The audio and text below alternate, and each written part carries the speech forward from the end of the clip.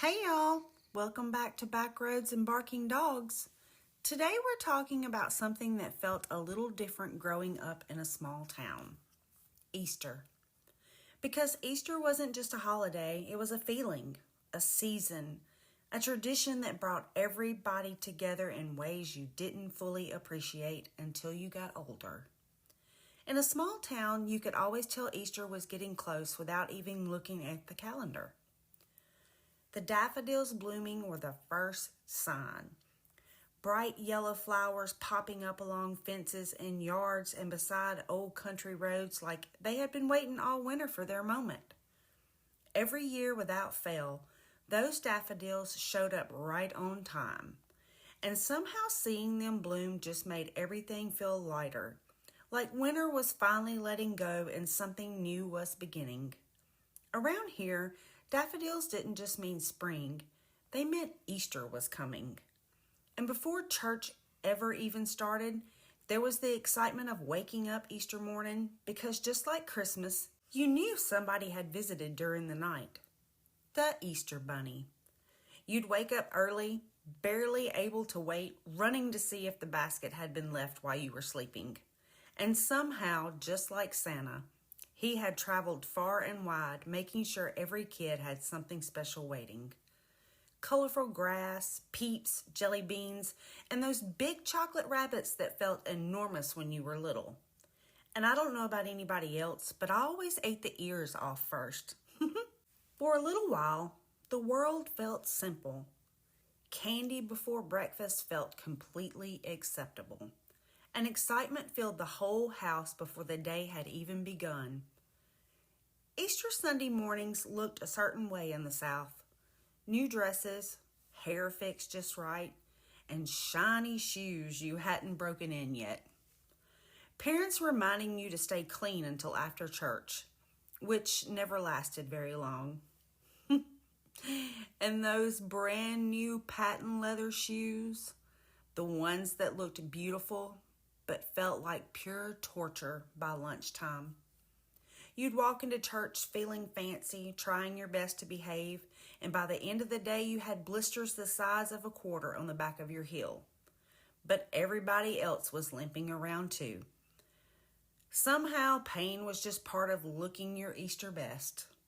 Church felt fuller on Easter. People you hadn't seen in months showed up. Families filled pews. Choirs sang louder, and even as kids you could feel that this day meant something important. There was joy in the air. Hope. A feeling of renewal that somehow felt bigger than just one Sunday.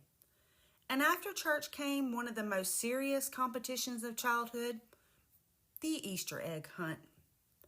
Kids lined up with baskets ready, eyes locked on the field like professional athletes waiting for the signal. And the older kids always seemed to know exactly where the best eggs were hidden.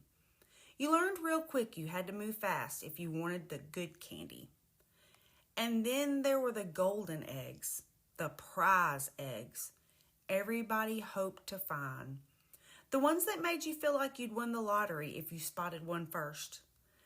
And every kid remembers at least 1 year when they found it, or were absolutely convinced somebody else cheated. But Easter in a small town wasn't just about candy or baskets. It was about gatherings. Family lunches that lasted half the afternoon. Tables filled with food, ham, casseroles, deviled eggs. Desserts nobody really had room for, but everybody ate anyway.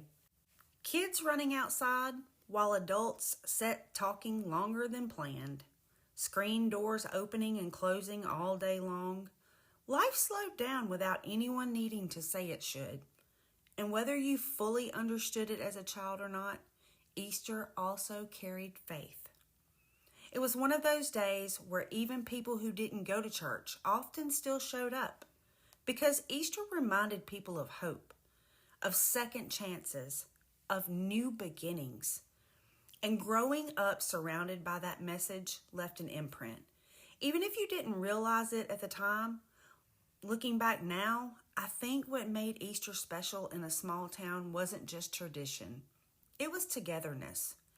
Everyone slowing down at the same time, neighbors greeting each other, families reconnecting, spring air warming up after winter, kids laughing across open yards, and the feeling that something new was beginning, not just in nature, but in people too. Just like those daffodils that bloomed every year without fail, Easter always reminded us that new beginnings have a way of showing up right on time. As adults, holidays change, schedules get busy, people move away. Some chairs around the table become memories instead of places. But those small town Easters stay with you. The dresses, the egg hunts, the church bells, the laughter echoing across yards, and yes, even those patent leather shoes you couldn't wait to kick off at the end of the day. Because Easter in a small town wasn't just a date on the calendar, it was a reminder that hope returns, that seasons change, and that sometimes the simplest traditions become the ones we carry the longest. Well, thank y'all for sitting on the porch with me today. And wherever you are this Easter season, I hope you find a little sunshine, a little laughter, and maybe even a chocolate rabbit. Ears missing first, of course.